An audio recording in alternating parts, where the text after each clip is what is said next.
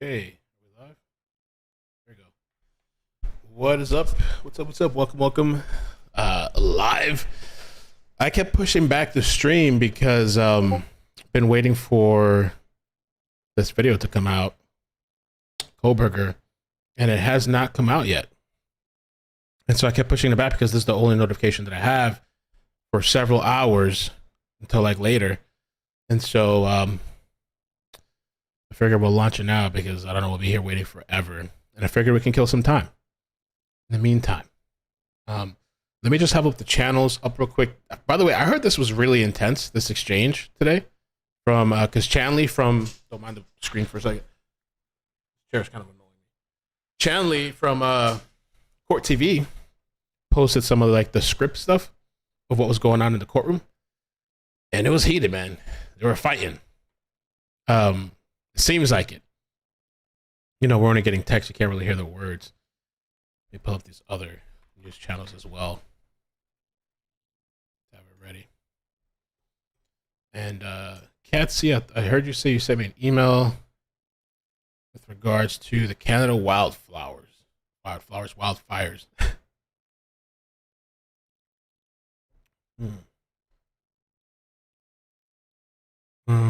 gotta be careful playing other people's channels though.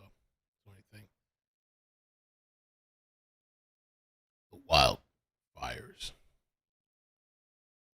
Let's see, crime. So who gets this thing up first? We can listen to this too, I think, in the meantime.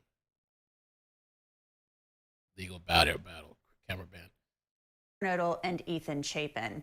The man charged with murdering these students last November, Bryan Kohberger, is going to be back in court very soon, in just under 30 minutes or so. And the hearing about this is really going to determine how we can bring you coverage of this case moving forward as it moves toward trial later this year. Bryan Kohberger is asking Judge John Judge to ban cameras from the courtroom. The media has formed a coalition, and that includes us here at Law and Crime, and we are asking that cameras be allowed.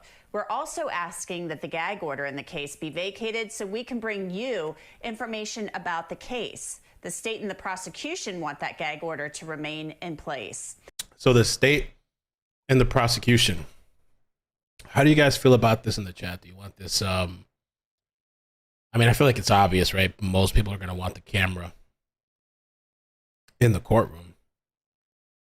Put it over here. But it's interesting that the state and, says here, the defense are in agreement. Do a little poll. Bieber, what's up?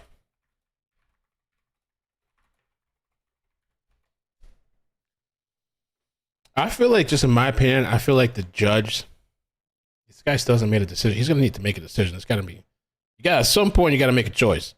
But I feel like the way he's going to lean is they're not going to be live streaming this thing. I mean, even if they post it at the end of the day, that would be cool. We have a great panel to answer your questions today. Bobby Chacon is a retired FBI agent and lawyer. Joseph Scott Morgan is a forensic death investigator and the host of the Body Bags podcast. And Michael Bryant is an attorney and host here at the Law and Crime Network. Guys, thanks for being with us today. We have some great questions coming in from our viewers, and we want you to keep those coming. Submit them to us on YouTube, Twitter, Facebook, TikTok, and Instagram, and we'll get to. And I also heard that I think this guy showed up in, was it in a tie? Button up in a tie? Kohberger? Let me see what Shani said. What's up, everybody? Welcome. Heels in the air. How you doing? Hey, I hope you're doing well. Crazy times that we're in, right? Carly said no. They said prosecution, not defense. Oh, prosecution, which is the same as state. Right. Oh, okay. I don't think the judge will accept one camera because Idaho is only one camera in court. Let me see what Chandy said about what Kohberger was wearing. Somewhere earlier. Okay, yeah. Accused mass murder just walked in dressed in a suit and a tie, flanked by his 3 attorneys.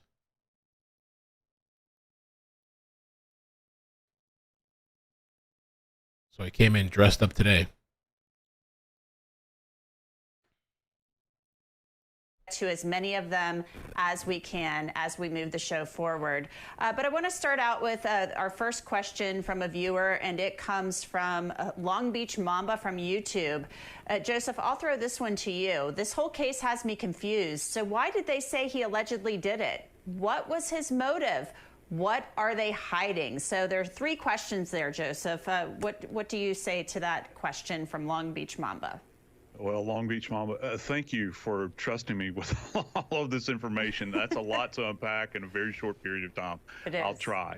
First off, there is apparently biological connectivity between Bryan Kohberger and that scene, or at least some of the evidence that they have collected from that scene. And so I think that just from a forensic standpoint is probably the most compelling thing that they have. And we don't know how much of that evidence there is at this point in time. Of course, we've seen videography of them unpacking, the crime scene and hauling a lot of that stuff away, but also his apartment. And let's don't forget the infamous car is out there as well. And so they have possession of all of this stuff. So it sounds like from a physical evidence standpoint, I think that all signs point to him as far as the authorities are concerned. Can I have the next part of the question? I'm sorry. Yeah, the next part of the question, I'm sorry to throw that three-parter at you. Maybe I should have broken it up into a bunch of them. But what was his motive? Joseph, we really don't know a lot about what the prosecution believes was behind this. No, I don't. And, I don't know that anybody outside of that investigative bubble. Yeah, I don't know if she misspoke. What exactly did she say at the beginning part? I kind of misheard that. There's this document, too, that I wanted to read that I was tagged on Twitter, that the document that the docket posted. Bryan Kohberger gag order. At this point in time, and everything that we say is highly speculative. However, there's indication that there's social media interaction on some level, whether it was the victims interacting with him or him taking notice of them. It is quite compelling, I think. And so that's going to be, again, another bit of circumstantial evidence that might point back to some kind of at least perceived relationship that he may have had with one or more of these victims rather, at this scene. I think it's important that we note, too, that we don't really know much about we know what we know from the probable cause affidavit. We don't know what the prosecution is claiming at this point in time, other than they say it was Bryan Kohberger. He, of course, is maintaining his innocence. He says he hopes to be exonerated, and they are moving toward trial, and they will be fighting this as far as we can tell. Michael, I want to go to you for our next question. It comes from Jams Row from YouTube. Do cameras really have that much of an influence over a jury? And Michael, the reason I throw this one to you is because you covered O.J. Simpson and the O.J. Simpson case. So do you think that cameras really have that much of an impact on jurors who are in the courtroom hearing the case and hearing the evidence? Yeah, that's a good question, and it really comes down to the individual jurors. And I'm not talking about, the run-up to the trial, because anybody in the jury pool arguably can be affected by the publicity prior to being seated in the box. Once they're in the box, hopefully they're not watching or listening to any of that stuff. They're not supposed to. But the physical setting in the courtroom, cameras, even just one camera, and I know in Idaho that's their law, one camera. Still. And somebody was just saying that in the chat. One camera, because that memorandum that we read, which there's one that I have here that's like a reply. I'm trying to see reply memorandum on camera access in the courtroom. We're gonna read this here in a second.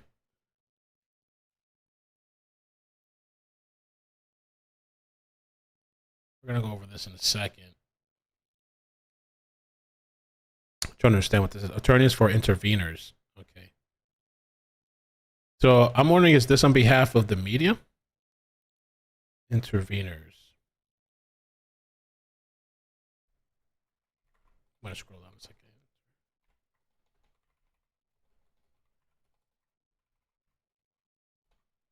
Yeah, I Can't type today. What the hell is going on?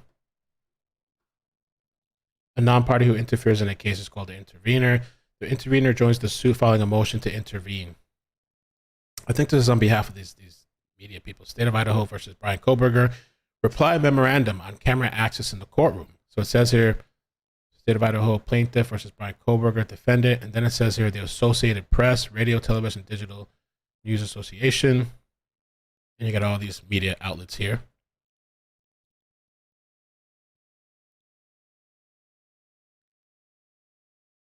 Corporation, ABC, okay.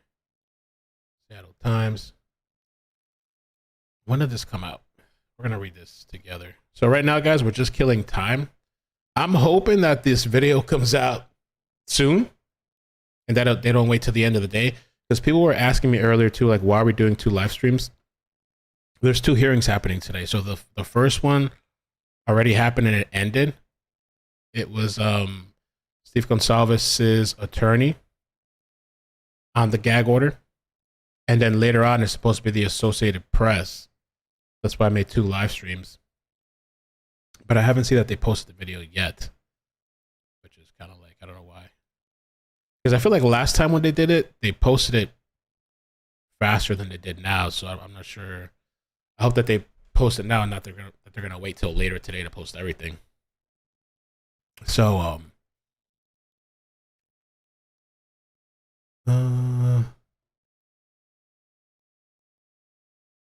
let's okay. So let's check this out.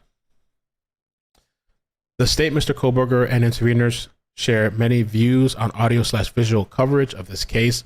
All agree that the court ultimately has this, discretion to decide whether to allow audio/visual coverage. Nobody else seems to dispute that most members of the impacted communities would be unable to observe the proceedings with their own eyes and ears absent audio/visual coverage, or that there would be many benefits for the public and the criminal justice system if impacted members of the community could receive contemporaneous, complete, and objective evidence about this case as it is presented in the courtroom. Nonetheless, the state flags some concerns about audio/visual while largely deferring to the court, and Mr. Kohberger more forcefully objects. Idaho Court Administrative Rule 45 largely addresses the concerns that the state and Mr. Kohberger raised. Some witnesses may be acutely affected by audio/visual coverage, but those concerns can be addressed as they come up on an individualized basis. The jury should only hear the evidence or arguments submitted to them, but Rule 45 regulates that audio/visual coverage such that effectively only those aspects of the proceedings open to the public in the gallery are broadcasted. Intervenor supplemental memorandum on camera access in the courtroom. Regardless of whether the court allows audio/visual coverage, there's going to be large amounts of publicity surrounding this case. There is no greater risk that potential jurors for pretrial proceedings or jurors for trial will be unfairly biased if there is audio/visual coverage. Let me do a little poll. So the other poll I did, should there be cameras in the courtroom? 95% say yes. 5% say no. Let me see here.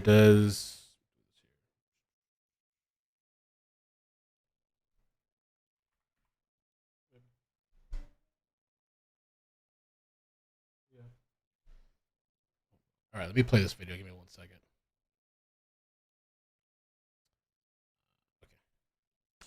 In video, we're not going to have multiples at best. It does create a different feel. It feels like, you're part of a TV show because, well, you are. So I don't know that it's a negative impact, but it would be wrong to say there isn't some impact, that it doesn't affect jurors in some way, that maybe they're more concerned about being identified sooner rather than later. It has an impact. I think we would all be arguing today it's not a negative impact, and that's kind of the nature of the arguments in front of the court today. Mm-hmm. And that is a big part of the argument before the court today. Bryan Kohberger doesn't want cameras in his trial or in future hearings. The media has formed a coalition, including Law and Crime. We are asking that cameras be allowed. We think it's really important, and this is an important case. Bobby Chacon, I'm going to send this question to you. You're a retired FBI agent and a lawyer. Marley Glasheen from Facebook asks, what is a gag order? There is a gag order in this case that both the prosecution and the defense agreed to when the charges were first filed.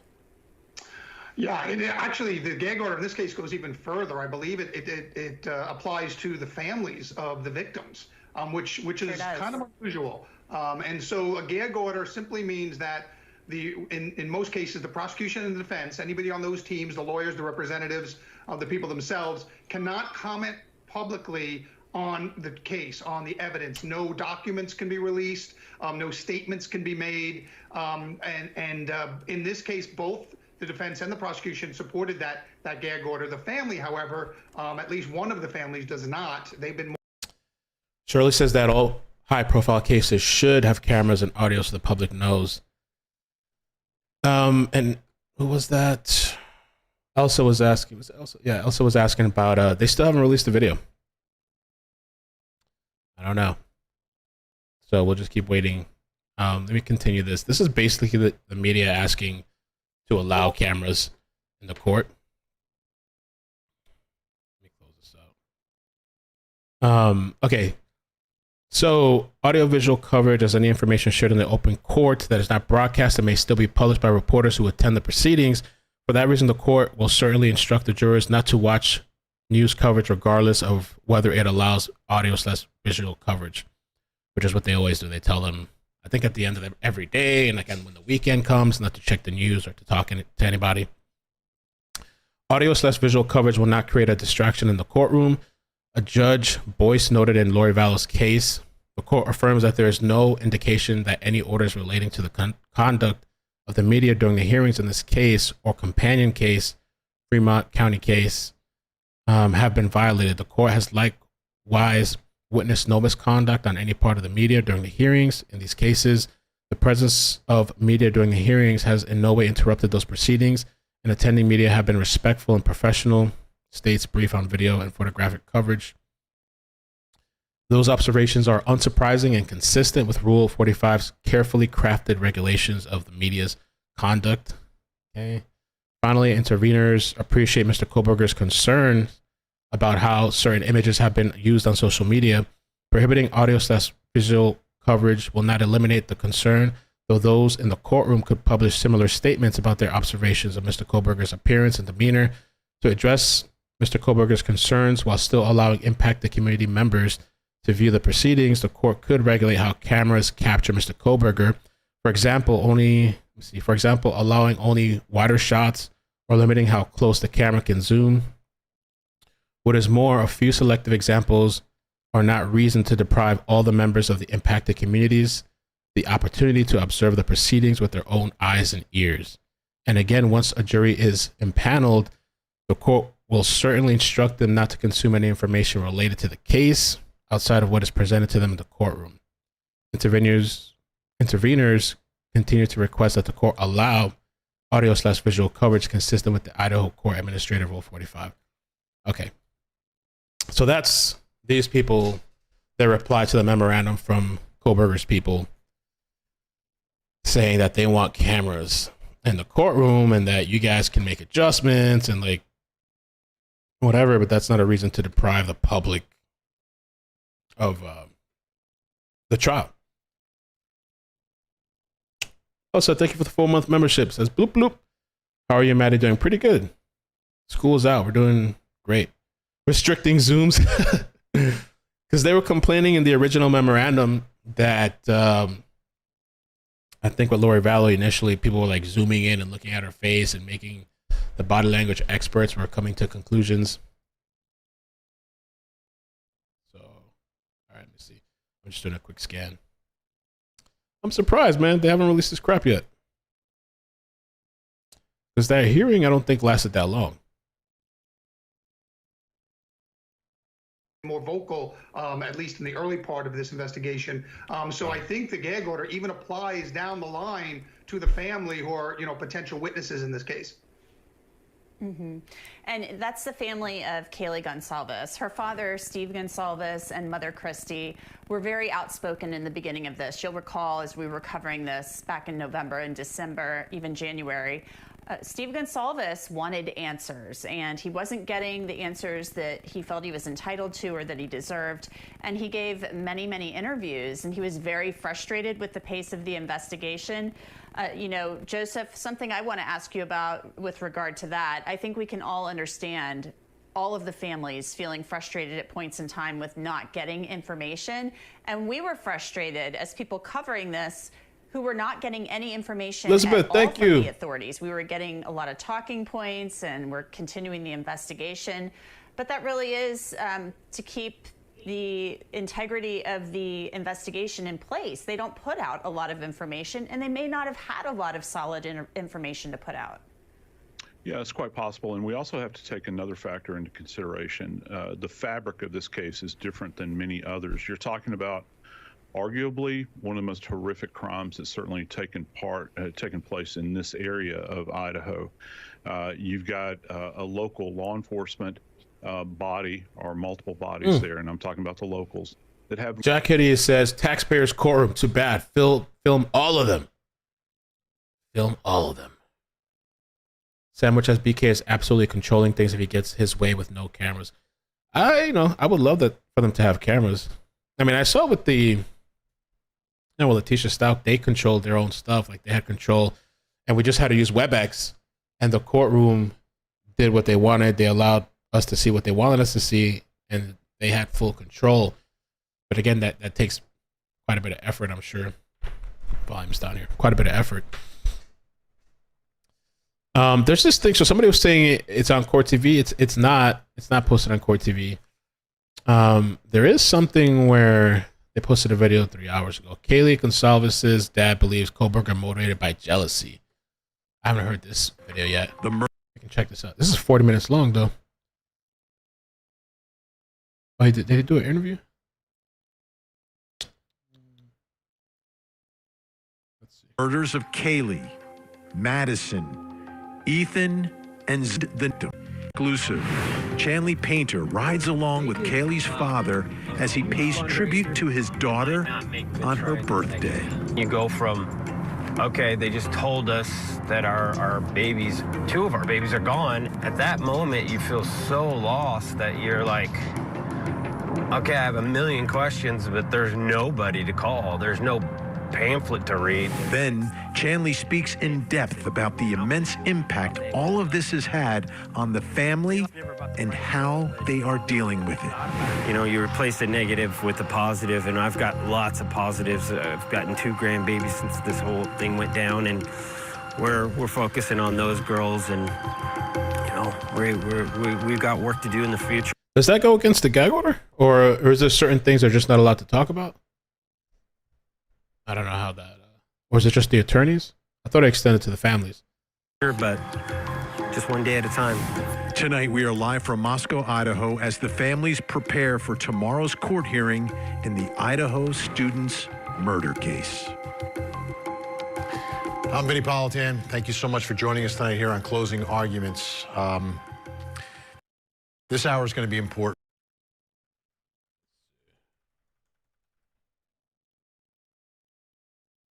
Spend a lot of time with Kaylee's dad. And we've seen him a lot. You know, he's been very much out there. But this is going to be different. This is different tonight. This is in a different setting. It's much more revealing, much more.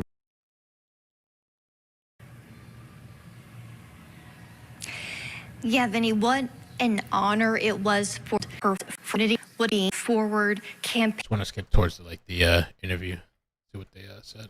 I remember her tearing up a cake and just making a big mess, getting it in her hair. So she was just so excited about when everyone was focused around her, and she was the center of attention, and everybody was giving her gifts, and she always had her friends over from school, and I have a lot of memories of when she was young and she had that crazy hairdo. What do you miss most about her? I missed her smile, and that she was so giving. She really wanted to be like, every morning wake up and be like, I'm gonna go get breakfast, what do you guys want? You know, I'm gonna get coffee, what do you guys want? We're a big family, so it was nice to have somebody that was always thinking about going and doing something and then helping other people along the way. So I'll always miss that, and I'll miss that smile and the hug. Yeah. And he said the goal of today, and really of all of the families now and really to the future, is to make sure, do everything they can to ensure that it's the victims' names that people remember. When years from now, decades from now, they don't think of the man's name who is alleged to have murdered them, but they remember Kaylee, Xana, Ethan, and Maddie's name as the positive force and impact they had on this community and their loss had on this community, Vinny. Yeah, I've chosen not to say the name. I do that in a lot of these stories, mass murders. Let me see, trying to find out where this thing is at.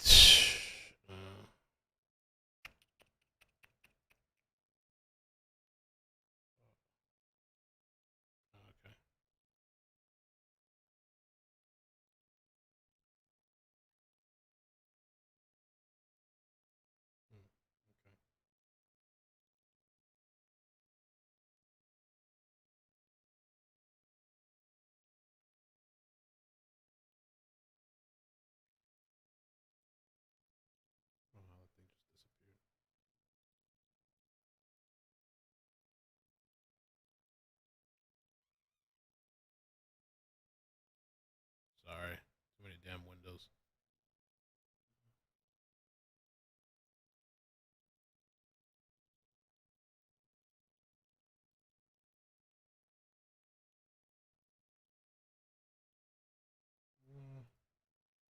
I don't know why it does that sometimes. Oh, that's why. And, you know, sometimes you cover a trial, the name's going to be there. There's going to be a trial. You're going to hear it a ton of times. But I think in this case, you're going to hear those four names, and you're going to remember those four names, because that's what everyone's talking about, and that's good. So let's talk about the place where you were many, many times reporting on this case, which was the crime scene, the house where they lived, which turned... I think of the house, I think of it two ways. I think of it one way, like here. And this is what Steve told me about why they don't want anything to happen to the home. We communicated with some other families. There's 3 families that are concerned with that. We're trying to make sure that that all the proper steps are done. There's audio, that from my understanding, and if there's audio, I don't understand how you could take a house down and not say that people are going to want to hear those sounds from the location of the recording from inside the house, dog barking, things like that. So we'll try to do everything, and something like that is just evidence. It's not for or against, it's just evidence, so that's why we're trying to protect it. It's evidence to be preserved. That's his position. And I have a picture here of it. This is a picture from what he was wearing today.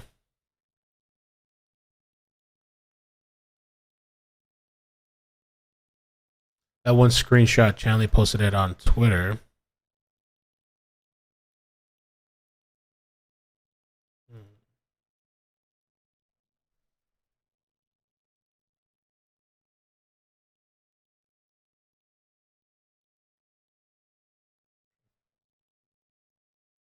And it may behoove the state to keep it standing, because if you're there in person, Vinny, it does make a difference to see how close this home is to the neighbor's camera that picked up the audio that Steve was referring to. But he also told me that at the last hearing, he spoke to the prosecutor, Bill Thompson, and the prosecutor said that this is going to be a long road for the families. They may not have all the answers for 3 years, Vinny, so this house would have to be standing for a long time in the middle of this community. It's fascinating that he wants the house preserved as evidence for the trial because there could be a jury view. We see it in many, many cases. In the Murdaugh case, they went back to the scene. It helped the jury to figure it out. Sam says, how did they get it? They had cameras in there today. They're just not allowed to live stream, so, but they can post the video after, which is what we're waiting for.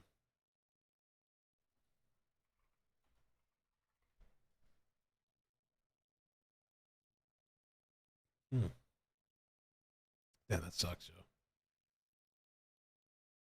Oh wait, maybe they'll post it in F4. It became great evidence for the prosecution in that case, even though prosecutors didn't want to necessarily go there.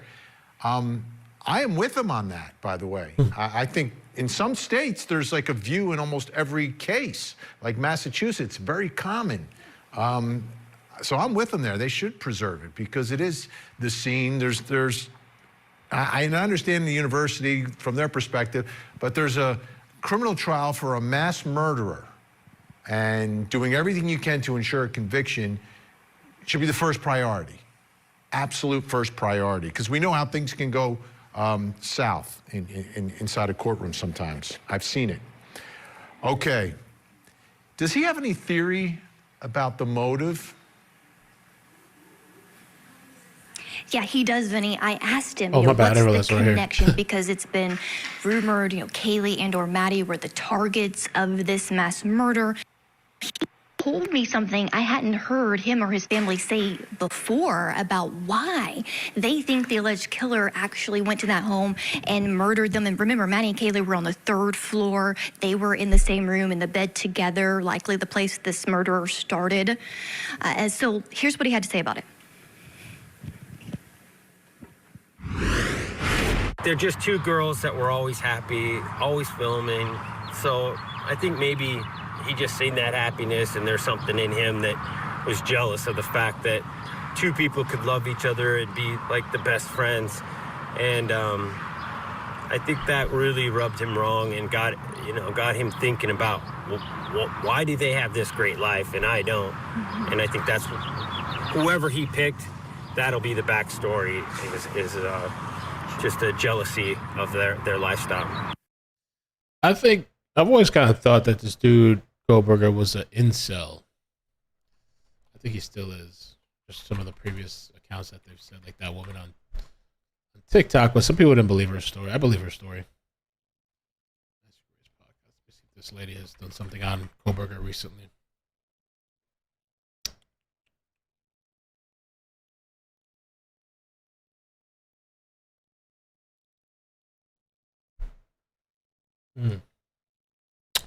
Bundy defense lawyer talks Bryan Kohberger.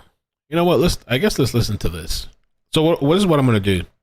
Since we're killing time, and this is kind of unexpected, we thought they were going to release it, and they haven't done it so yet.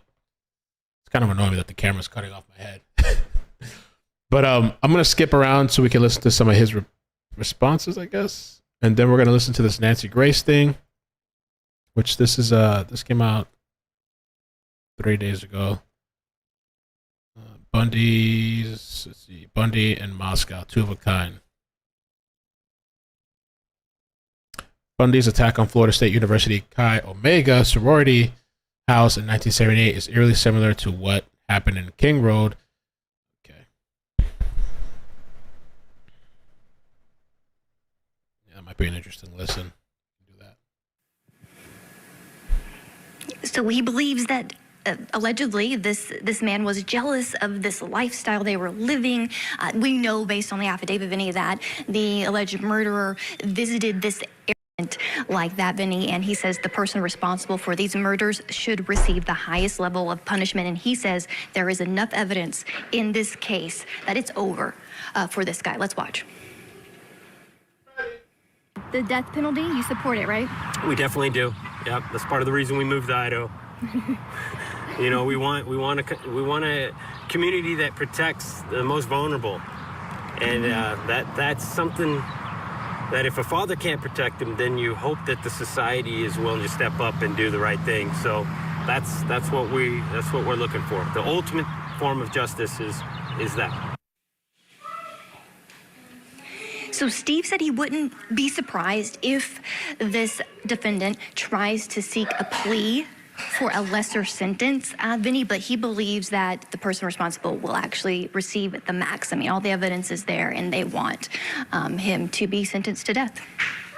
Yeah, if you're looking at mass murder, you're looking at cruel murder, face-to-face, knife, pain involved, suffering involved in all of this. I've spoken to death investigators looking at the evidence that we have. Seems like there's a strong argument for it. We'll see what prosecutors decide in this case. Meanwhile, the defense... Slapfish Creation says the video people who are jacking us around and waiting and waiting for when we're ready to post the video. They might be. I was kind of joking before I started this live, because like the last time they were like very transparent. The media, they were like very like, we're gonna post it, or I don't know. They were just quick about it. They were talking about it. This time, it's like we're hanging, and I feel like they're just. It's just me being whatever, but I feel like they're purposely doing it. Like they know everybody's like waiting for it and starting. They want to be. I don't know. Maybe that's ridiculous, but.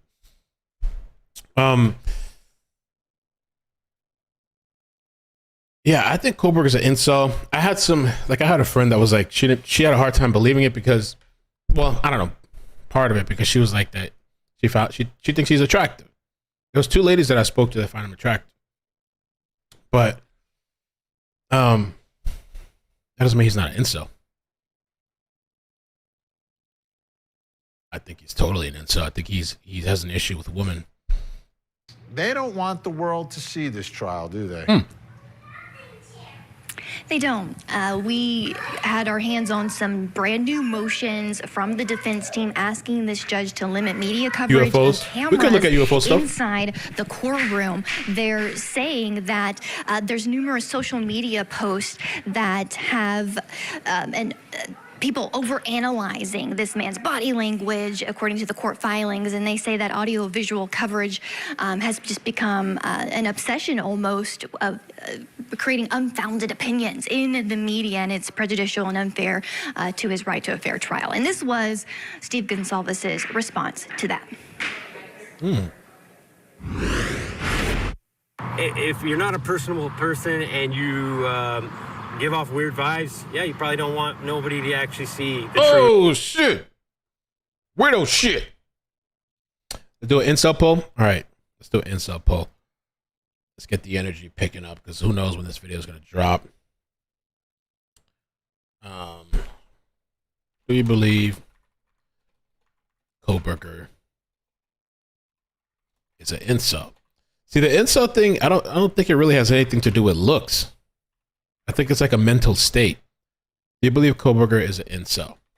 I mean, some of them might not be the best, but I've seen like decent looking incels. I think it's a whole mental state.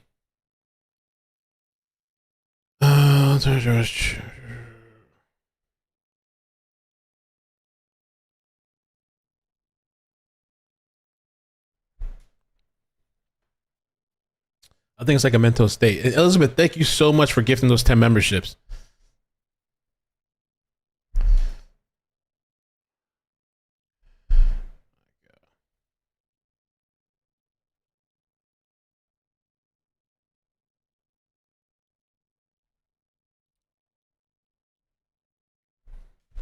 Let me see. Let me try to check this website real quick.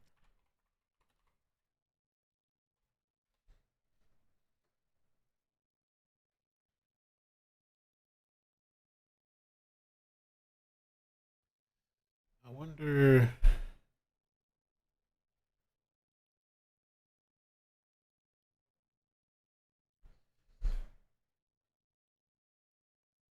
I'm checking the website right now for this Kohberger shit.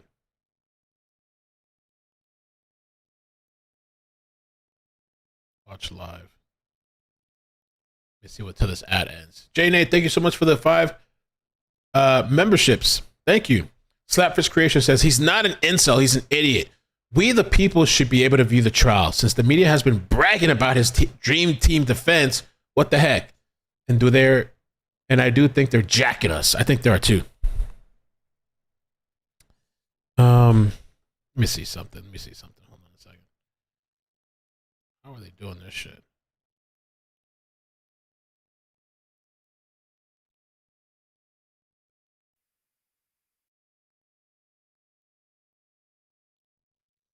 I hear that, like, say some people are saying they're watching it on Court TV, but it's not on the YouTube page. So, like, what is it? Is it their web page, their internet page, or is it like their cable TV, Court TV? Let me see. If it's the cable TV, Court TV, I don't think I can play that until they actually release it on YouTube. But let me see something. YouTube TV. Some people are finding it, but I don't know if they're doing it through that. I don't know why this thing is so mysterious and they don't just post it.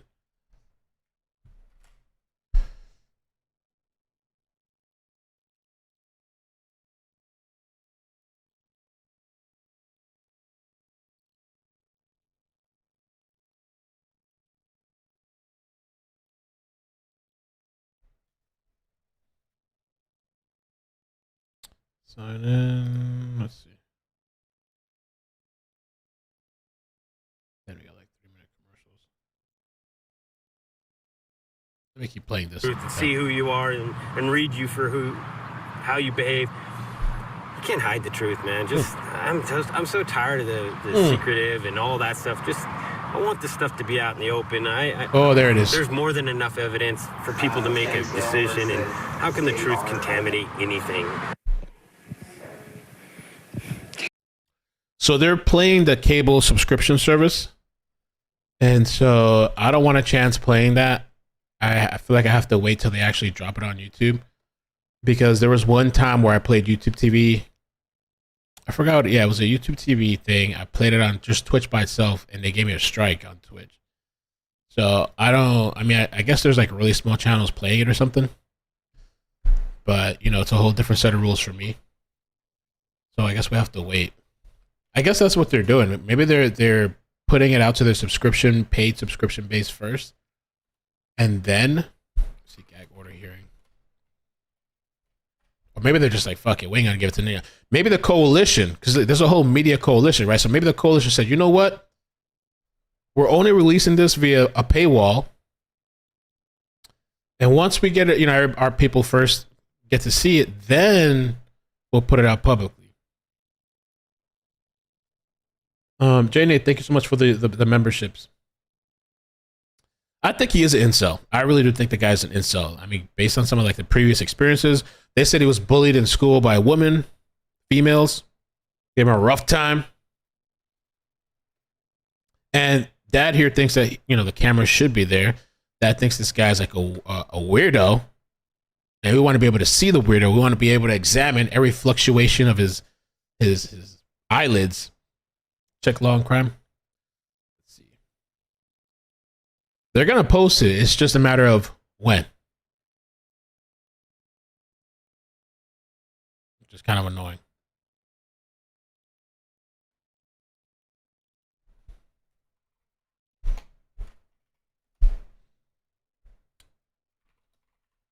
Exclusive content only.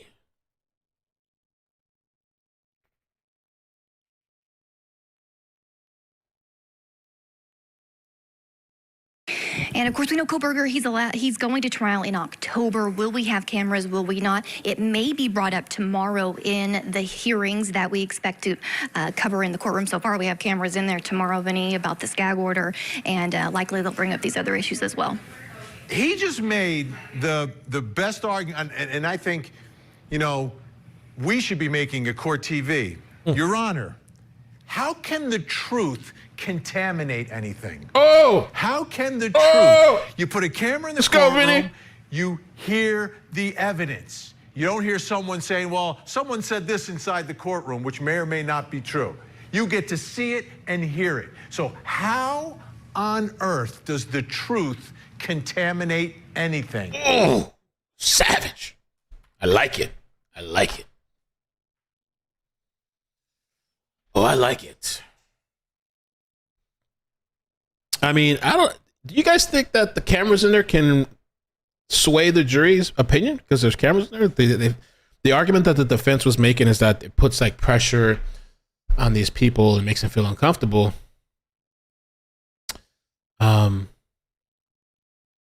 Yeah, we're gonna wait for where it's officially publicly live because I don't want to chance the YouTube page getting a strike or something, especially that it's a YouTube TV paid thing.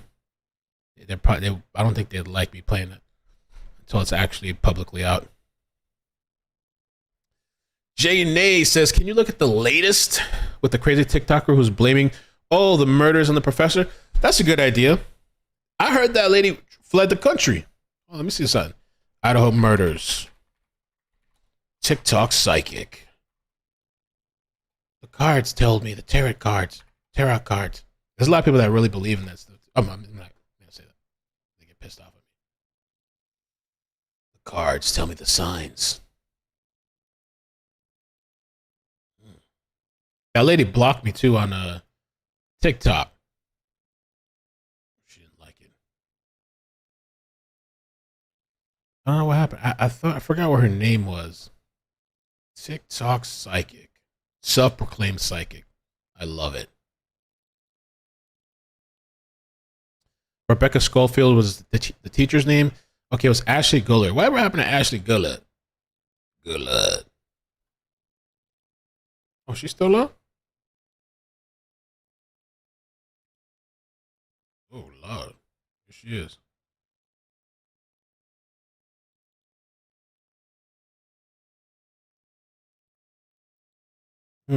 I'm not crazy. You're stupid. Oh, you go hard. Let's see. This is the latest. I wonder what is the latest with the lady? Regarding the negative commenters, this includes the biased news media misquoting me, saying lies, and trying to paint me in a negative light. Personally, I'm not giving them any more of my energy or attention. Is that what it It used to be fun because it was fresh, and I laughed at it. Didn't take it too seriously. But they keep saying the same thing because they lack creativity. They lack spirit. So they don't have the creative mind to say something different. So I'm bored with them. Therefore, I won't be responding. But if you want to respond to them, so be it. I just don't think they're worthy of my energy or yours. Just think about it. These people wait till I post just to say the same thing over and over. It's demonic, and it should be embarrassing. That's why a lot of them have fake pages. They're embarrassed to do it on their own page.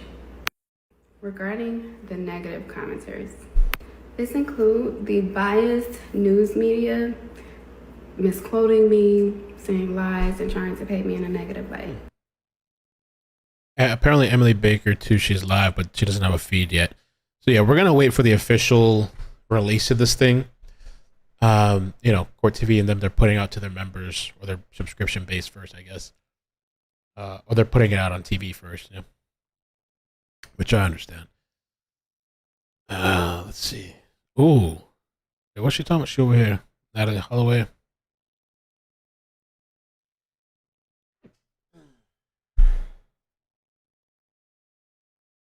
Also, what is considered as it pertains to what federal courts have filed a civil action in is the events. Where did the events occur? So the excuse that Rebecca Schofield and her attorneys had was that that's from February. The events that led to the action, the civil action against me, was the murder of the 4 University of Idaho students, which happened in the District of Idaho. But that wasn't the actual cause of action. The cause of action against me was defamation. It happened online, and it happened where I was living, which is Houston, Texas. Therefore, when there is a question or no other venue that is proper to bring the action in. I don't know. This lady just kind of annoys me, but I'm not crazy. You're stupid.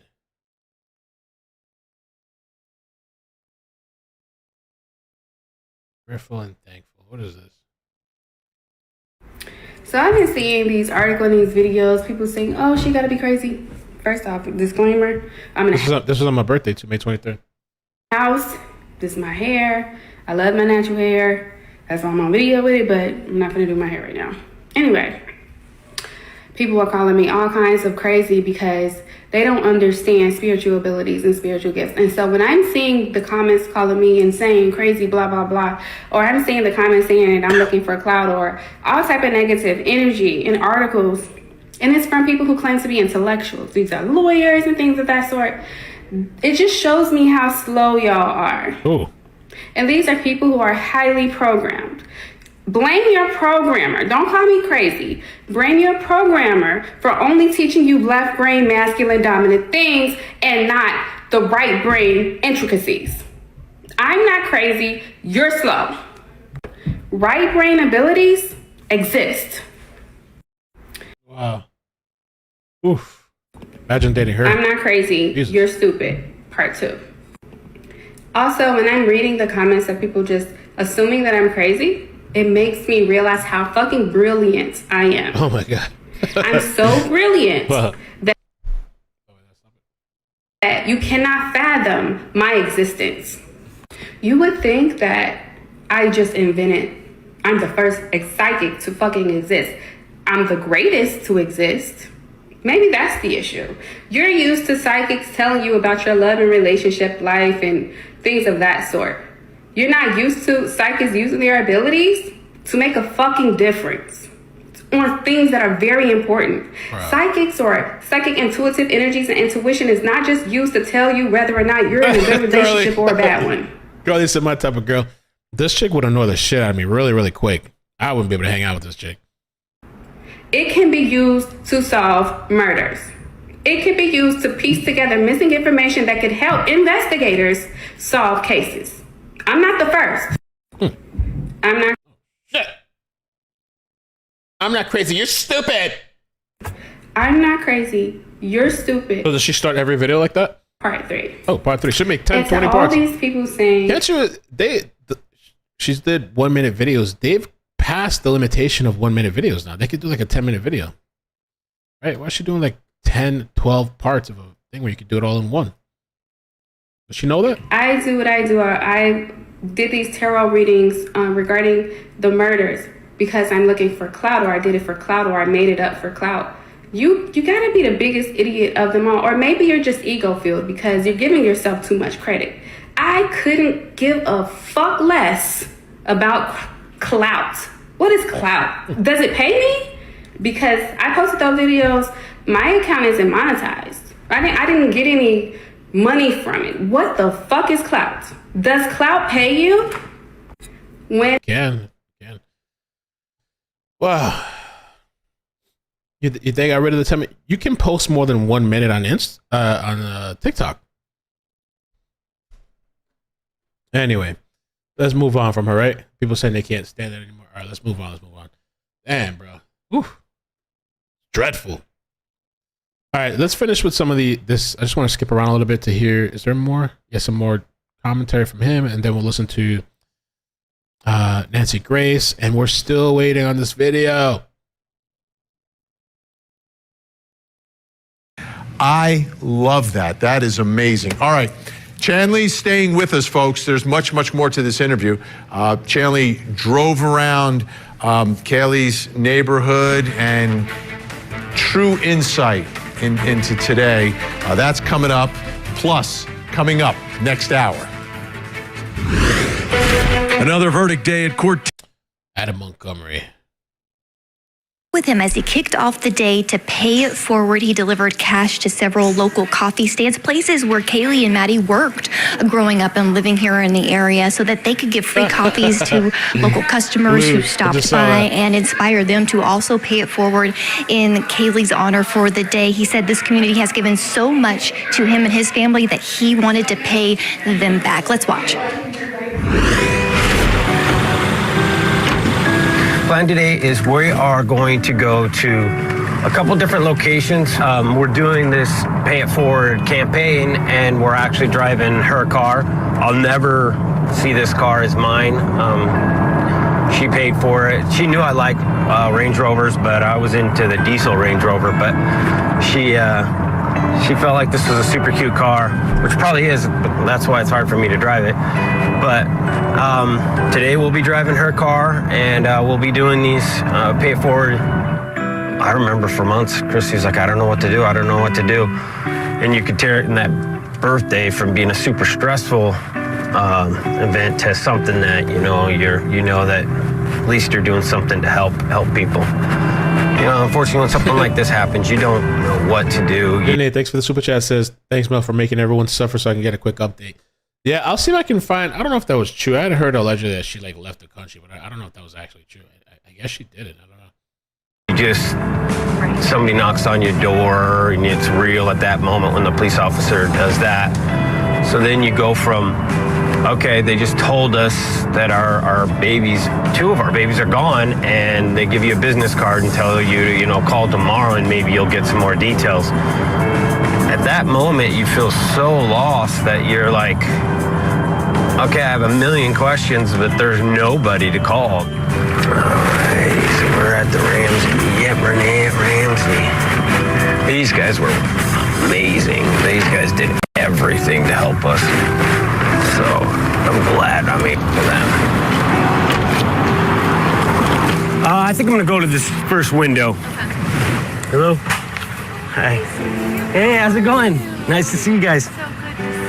We're doing a pay it forward, so your meal's gonna be free.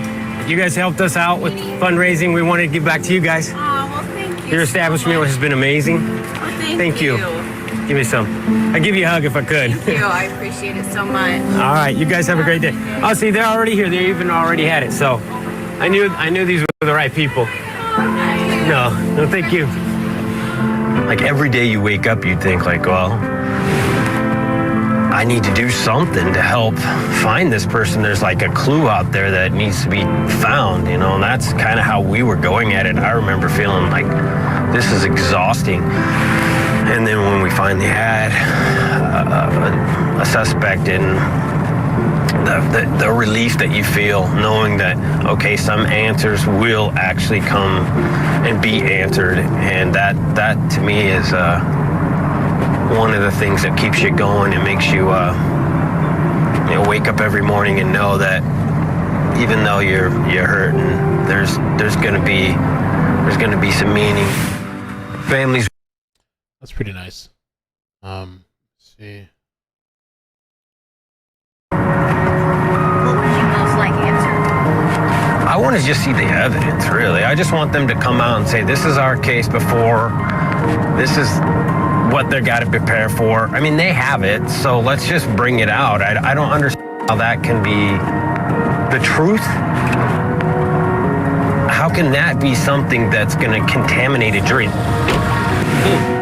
Yeah, we're going to start to pay it forward for. Oh, you're awesome. People have already started. All right, well, thank you. I'm glad they didn't have to wait. You guys have a great day. Great job. Thank you, guys. See you guys. We want to make them a part of this whole thing because it spreads the news, it spreads kindness. And, you know, when the most ugliest things happen to you, you either can become ugly or you can spread some kindness. And that's what we're going for. And that's what, you know, these girls would have wanted us to turn this into something that made us happy and stronger. And Vinny, one of those coffee stands, Renee's on Ramsey, where I was live before the weather became precarious. We had to move inside now, but they gave away over 100 coffees and meals today. And they said that people were so inspired that they started donating cash as well, where they're going to be able to pay Steve back for what he donated, plus a lot more for the families. So the Goncalves family hopes that this They still haven't posted it. They have a little snippet from this thing. And we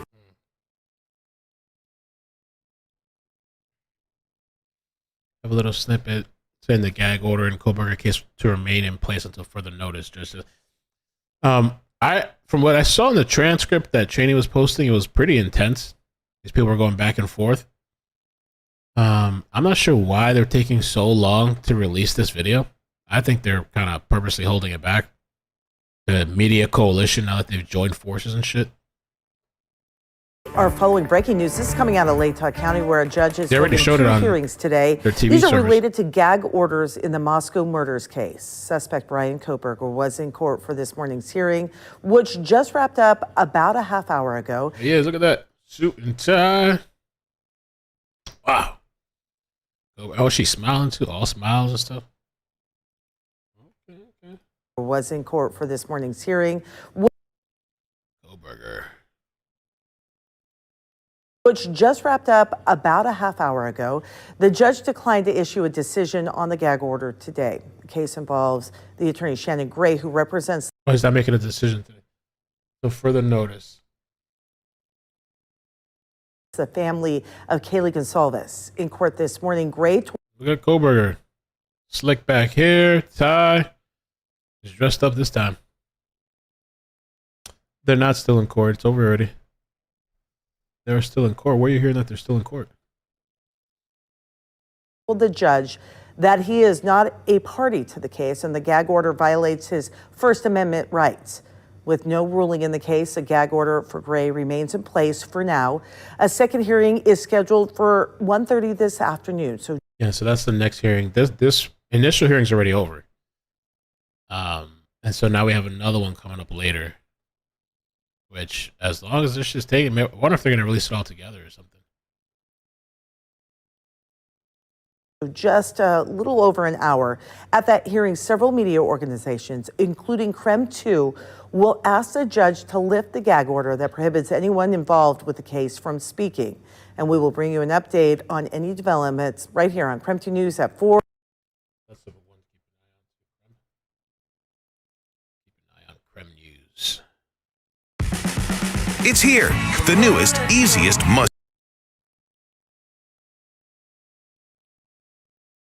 Media coalition. A collaborative effort to not release shit.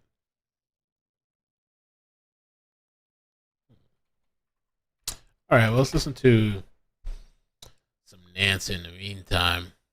We'll switch it up. I wonder if one of their people are watching the stream. Hold out. We got to hold out longer. Hold out until the stream's over. Just wait. Wait. Media coalition representation. Oh, we're not dropping anything. All right, let's do this. Listen to some Nancy. Nancy.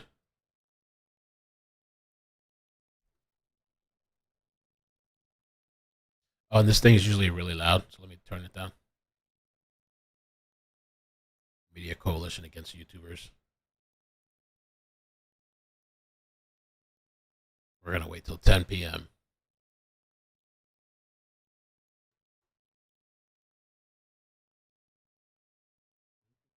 At FedEx office, ready for a comeback. Thank you to our partner making today's crime stories possible, Duluth Trading Company. And easy to order. Dead bodies. I'm talking about, of course, Ted Bundy, who immediately springs to mind whenever a serial killer or pure evil is named.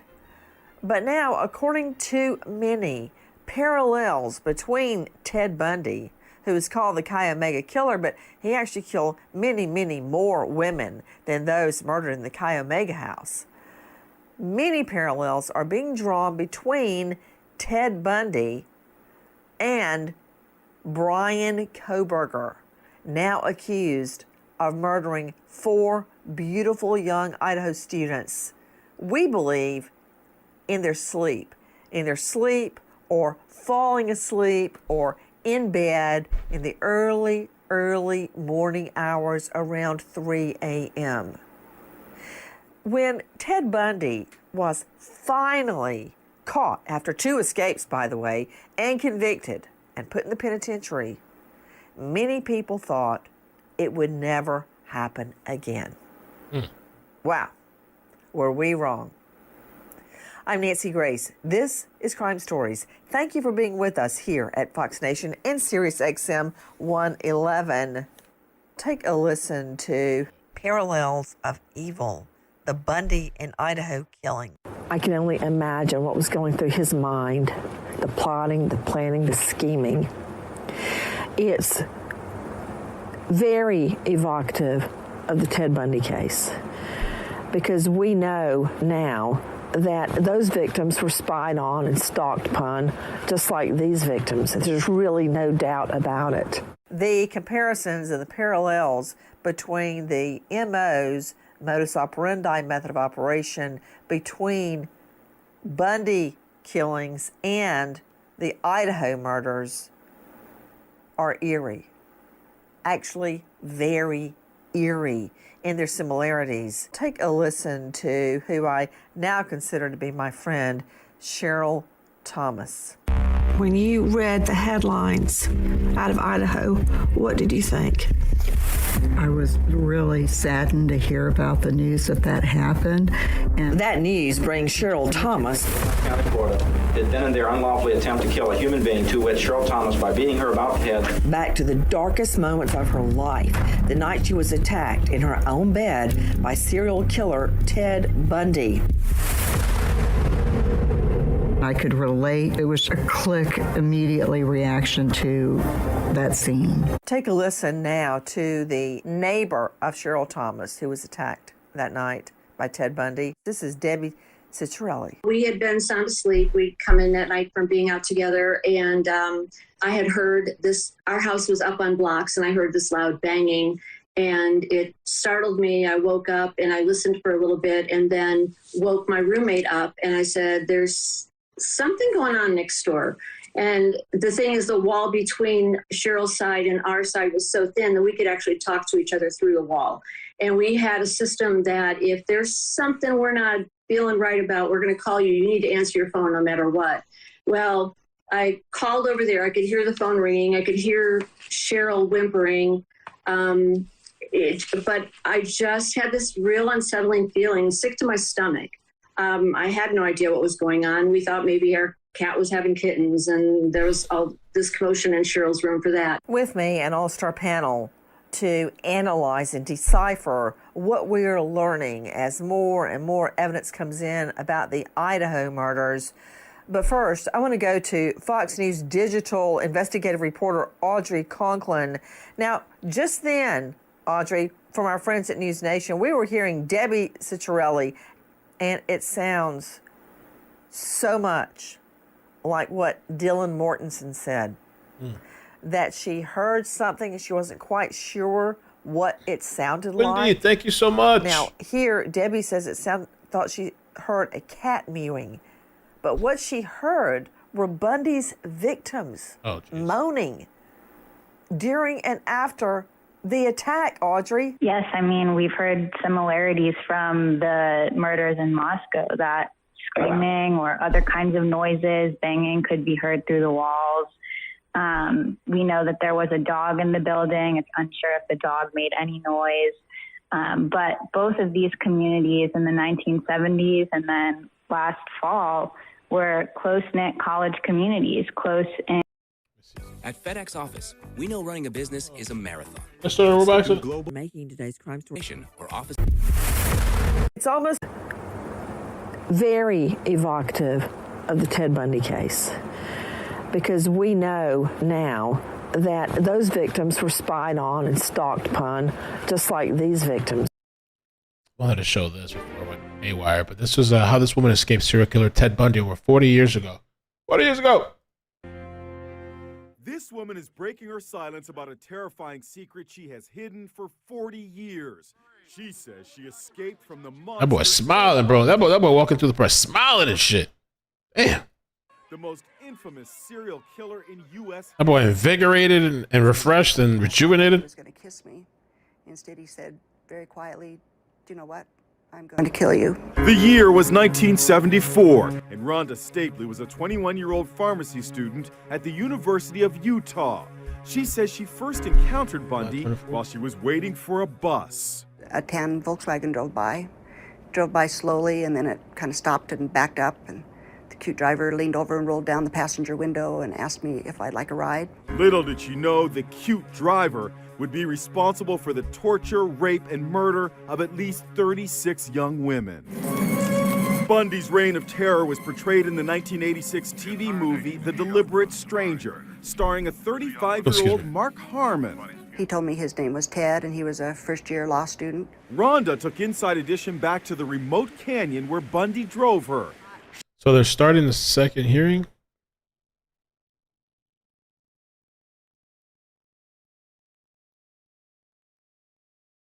Okay, so I guess they're not going to release it until after. I guess we got to wait until the whole thing's over. Jeez Louise. Huh.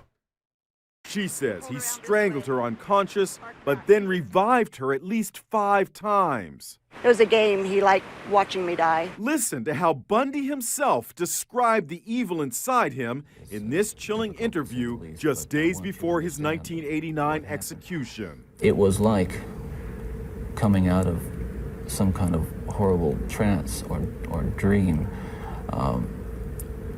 I can only liken it to after, I don't want to over-dramatize it, but to have been possessed by something so awful and so alien. So how did Rhonda finally escape? She says she fell into this raging water trying to run away when Bundy's back was turned. The river swept me away from him and probably saved my life. She floated downstream before pulling herself out, but she says she was afraid to call police or tell her own family. I felt ashamed and I was embarrassed. I felt stupid. I thought that my mom would make me drop out of school and go home. She kept the secret all these years. Her younger sister, Bunny, says she only recently learned the details. I just feel really bad that she had to go through all that alone. Now Rhonda has written a new book, I Survived Ted Bundy, to help cope with the memories of a monster who haunts every day of her life. Ted Bundy said, "You don't have a right to whine and cry at me. You should be thanking me that you're even still alive. I can kill you anytime I want."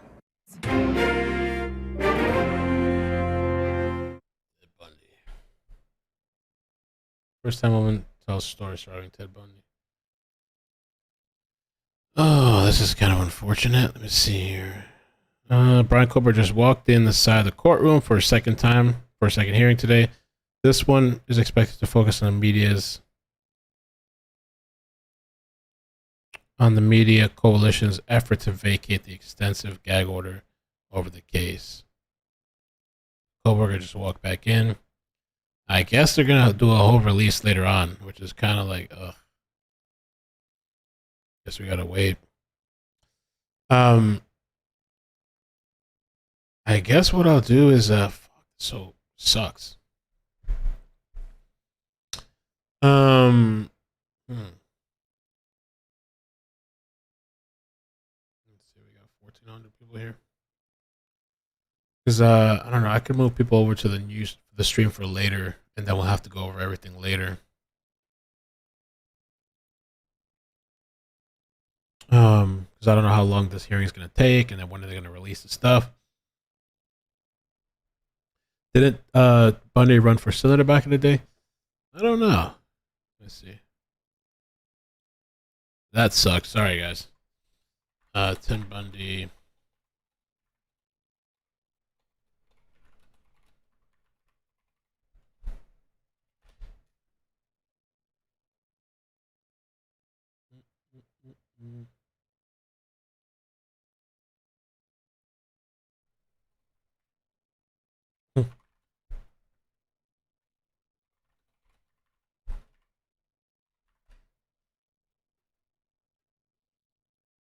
Oh, I forgot.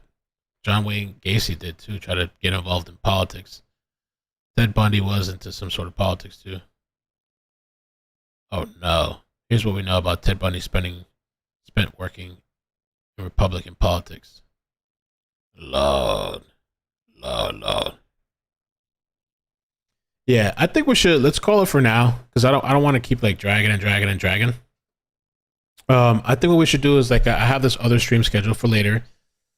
And what we'll do is I'll move everybody over there, because I don't know, will I have notifications by then? I set that one for 7, because God knows when these people are going to finally decide to release this shit. Because last time they did it so quick, I thought they were going to do the same thing this time. Let's see, and I really wanted to watch those videos. I guess we'll have to watch them all together. Okay, in 2 hours I'll have notifications. I'll have one notification in 2 hours. All right, so let's do that. I'll move everybody over to that one. Let me see. Heated exchange. I'm gonna have to update the title. It's so lame.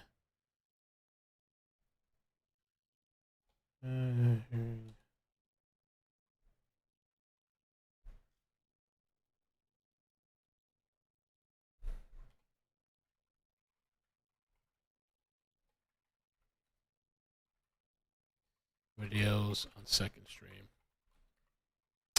We just have to adapt to whatever happens, right? So, okay. So when we come back later, we're going to watch the Heated Exchange, hopefully. And also we'll watch the Associated Press. Hopefully we get to watch it all together. Hopefully they don't make us wait like a whole other day or something for the rest of it. We'll do that. I mean, at least we got to hang out. I mean, I could have did a whole... There was actually other stories I could have done, which is... It sucks that I used the notification, but that's all right. Okay. Yeah. So thank you guys so much for hanging out with me. Sorry about that. But we'll be back later. The judge hasn't given an answer. I don't think the judge is gonna want cameras in there. But we'll see. But yeah, thank you guys for hanging out with me. Love you. Thank you for the memberships. Thank you for the super chats. And we'll be back later. Bloop, bloop. And somebody asked me too how I felt, like how I feel today after yesterday. We did 5 streams yesterday. 3 were chases. Bloop, bloop, bloop. 3 were chases, and 2 of them were stories. I feel good. I feel fun. I slept in today. I didn't have to wake up early. And yeah. So not bad.